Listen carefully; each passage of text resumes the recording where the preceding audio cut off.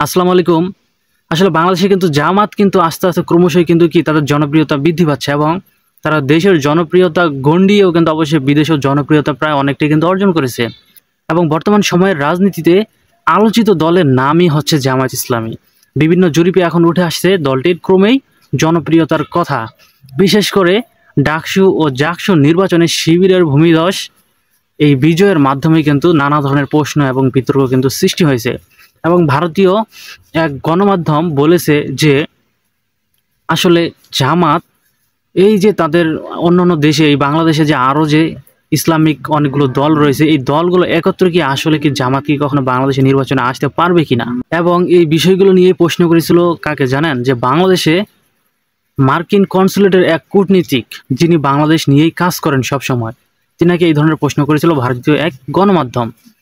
এবং তিনি অনেক কিছু কারণ দেখিয়েছে যে আসলে জামাতকে আমেরিকাও কেন ক্রমশই পছন্দ করতেছে এবং তার কাছেও কেন জামাতকে এত ভালো লাগে। সংবাদ মাধ্যমটিকে ওই কূটনীতিকের কাছে জানতে চাওয়ার কারণে বাংলাদেশের জামাত ইসলামী কেন এত প্রিয় আপনাদের কাছে, জবাবে সেই কূটনীতি বলেছিল যে অনেকগুলো কারণ রয়েছে এবং তার ভিতরে এক নম্বর হচ্ছে তাদের নেতারা উচ্চশিক্ষিত এবং বাণিজ্যিকভাবে অত্যন্ত সফল।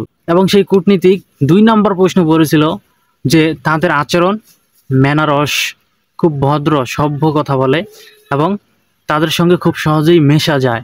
এবং তিন নম্বরে তিনি বলেছিল যে তারা ফেলে আসা ইতিহাসের কোনো একটি সময়ে ভিন্ন পদক্ষেপে মুক্তিযুদ্ধ বিরোধিতা, কিন্তু এর কারণে বাংলাদেশের শাসক দলের হাতে নির্যাতিত ও মানবাধিকার বঞ্চিত। এবং চার নম্বর কথায় চার নম্বর কারণ হিসেবে তিনি দেখিয়েছিল যে জামায়াত গণতান্ত্রিক ব্যবস্থায় বিশ্বাস করে। এবং পাঁচ নম্বর বলেছিল যে ইসলামিক শক্তি হলেও জামায়াত তালেবানের মতো পিছিয়ে পড়া নয়, বরং প্রগতিশীলই বলা যায়। এবং এই ধরনের অনেক কিছু কিন্তু কারণ কিন্তু জামায়াতের জন্য কিন্তু দেখিয়েছিল। কিন্তু এই যে হঠাৎ আমেরিকার একজন কাউন্সিলর সদস্য এবং কূটনীতিবিদ একজন সদস্য, যিনি বাংলাদেশ বিষয় নিয়েই কাজ করে, তার কাছে হঠাৎ জামায়াতের ভালো হওয়ার কারণটা কি, এটা কিন্তু আমাদের অনেকেরই কিন্তু প্রশ্ন, তাই না? আসলে নাকি এটা কোনো আমেরিকার কোনো একটা চক্রান্ত বা আমেরিকার কোনো একটা চাল যে বাংলাদেশে প্রেক্ষাপটে আসলে কি করবে তারা। তবে তাদের এই ধরনের বক্তব্যে কিন্তু আসলে কিন্তু কোনো না কোনো একটা রহস্য খুঁজে পাওয়া যায়। ইতিপূর্বে আমরা অনেক কারণ দেখেছি, তবে জানি না হয়তো যদি তাদের কোনো বাংলাদেশ নিয়ে কোনো পরিকল্পনা থেকে থাকে, তবে শেষ পর্যন্ত কি হবে বাংলাদেশের পরিস্থিতি।